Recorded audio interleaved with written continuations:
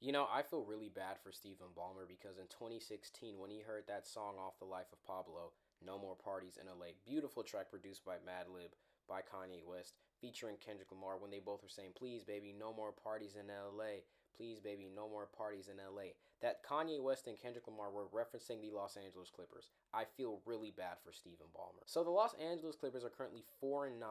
They're on a one-game losing streak. I mean, just to scrape by the Dallas Mavericks, who are missing Kyrie Irving and Anthony Davis, James Harden had to drop 41, 14, and 11 in an overtime win on the road tonight, losing 118 to 121 on the road as well against the Boston Celtics. James Harden with 37, 7, and 9, I believe.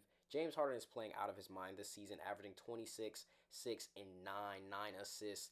This is about as vintage James Harden as you can get. But you have another season for the Los Angeles Clippers where Kawhi Leonard is out. You get a guy in Bradley Beal now. He's out. Season-ending hip surgery. You get Brook Lopez. He's averaging 6.7 points. Yes, you can laugh at that because that is technically 6-7. You've got a guy in John Collins who is averaging 12, 4, and 6. But in that vacancy of Kawhi Leonard, he has not really been the guy that he was on the Atlanta Hawks, averaging 18 and 22 points per game.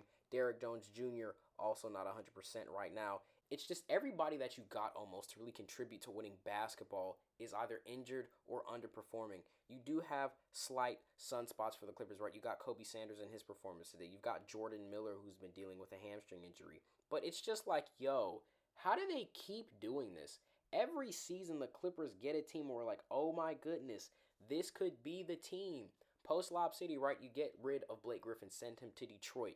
You get rid of Chris Paul eventually, lose DeAndre Jordan, and you rebuild, and you finally land a good draft pick and some young guys. You got Pat Bev, you got Gallinari, you've got Shai Gilgeous-Alexander. That team, that young team who took the Golden State Warriors, the 2019 Kevin Durant Golden State-led Warriors. Mind you, KD in those playoffs was averaging about 32, 7, and 7 on 53 50-90 splits, I believe. Something absolutely bananas before he got injured in that Rockets series and then unfortunately tearing his Achilles in that finals against Toronto. I do just also want to shout out Kevin Durant real quick because he is one of the only guys we have seen come back better after tearing an Achilles, let alone just a bad injury like that in sports history. So salute to Easy Money Sniper. I digress. My point is, you have a young core, you have young guys, you've got young pieces. Shai is a piece you can develop. You say, you know what, we're going to pull the trigger. We competed with the Golden State Warriors in 2019. Now we're going to get Kawhi Leonard from the Toronto Raptors after winning that championship. Kawhi being the winner of that championship in 2019 against the Golden State Warriors, the team the Los Angeles Clippers took to 6 games, including a 35-point comeback on the road in that series as well. At the time, the biggest playoff comeback on the road in NBA history. It still might be the biggest playoff comeback in NBA history, but I'll put the answer on the screen right here. But regardless, you had that team. You get rid of Shai Gilgeous-Alexander, you get Kawhi Leonard, and you get Paul George. This is the duo. Patrick Beverley's in casinos in Vegas saying, I just won the championship. Patrick Beverley's telling Stephen Curry, you had the last 5 years, the next 5 years are mine. Los Angeles, the city is saying, oh, we got another team now. It's no longer just little bro Clippers, it's the Clippers got a squad. You've got Kawhi, you've got PG, you've got Morris, you've got all these pieces, you've got Reggie Jackson. People are saying, yo, this genuinely could be a team that does really great things. Then you get to the bubble, and you're up 3-1 against the Denver Nuggets, and you're up 14, and you got to close out in Game 5, and you don't. And then Game 6, you get belted. And then in Game 7, way off P and Kawhi Leonard debut. And then you lose and blow a 3-1 lead in the only season for the Los Angeles Clippers up to date in a deep postseason run where Kawhi Leonard has been healthy. You lose in the play-in to the Pelicans. Then you have a season where Paul George takes you to your first Western Conference Finals in I don't know how long, loses to the Phoenix Suns in 6 games. Mind you, that's also because DeAndre Ayton lob. Look, the Clippers were a few possessions away from possibly winning that series 4-2 without Kawhi Leonard. Crazy enough when he went down in Utah and then the Clippers still closed out. The Clippers have had some great moments in the playoffs, but for whatever reason, they just can't put it together. You had Russell Westbrook and Kawhi Leonard game 1 against Phoenix playing absolutely amazing. Then you lose in 5 because Kawhi Leonard goes down. Now you have James Harden, another piece. Kawhi Leonard is not playing. Dallas does what they need to do. Every year you have something, you lose. And then last season, when you are healthy, Game 7, James Harden happens, and you get absolutely pistol whipped by Russell Westbrook and the Denver Nuggets. Time and time again, this Clippers team has done this. Now you're 4-9.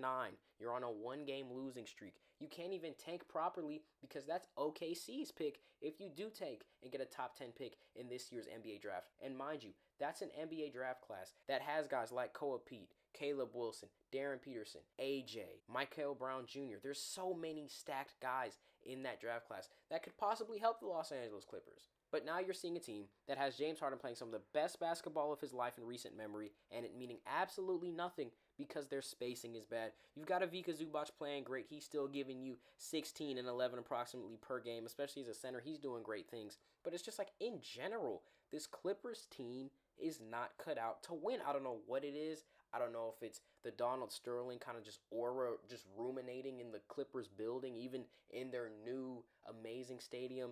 I don't know if it's the Aspire Tree deal. I don't know if it's dirty money. I don't know what it is, but it's something about certain franchises in the NBA. And the only two that really come to mind off the top of my head are the Pelicans with their injury luck and also the Los Angeles Clippers just in terms of their luck when it comes to injuries at the wrong time.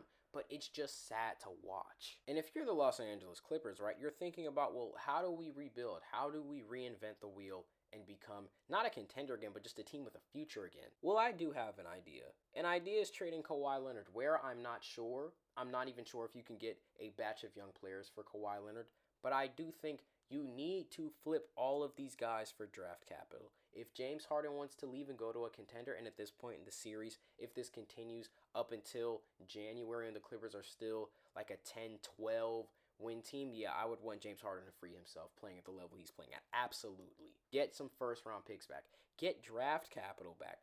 Don't try to go star for star. Los Angeles, you're a team that's an attractive market, but you're never going to be as attractive as the Los Angeles Lakers. And on top of that, no more stars are going to want to go to your franchise after seeing how you handled Kawhi Leonard. We may not remember this, but the Clippers medical team has been under scrutiny numerous times in the past few years, even from people potentially in Kawhi Leonard's camp.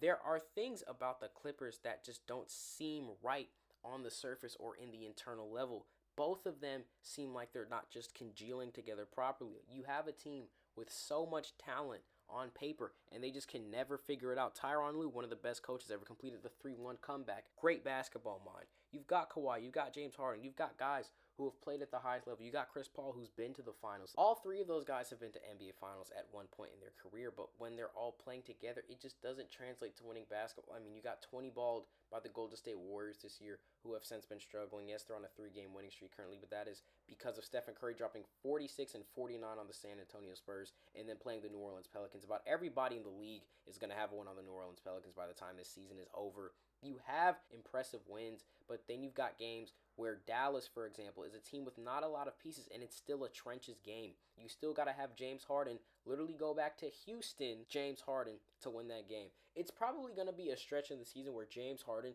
if you just look at his numbers, you would think, wow, why is he not in MVP conversations? And then you see the Clippers are like 6 and 15, but James Harden in that stretch has averaged 33, 10, and 5. So on one, it is a James Harden fan, you're eating regardless, but it's just something about this Los Angeles Clippers team and the franchise that just really reeks. I'm not sure what it is. I'm not sure what type of hard rebuild you have to do, but you can't do a rebuild right now because you gave the Thunder all of your picks.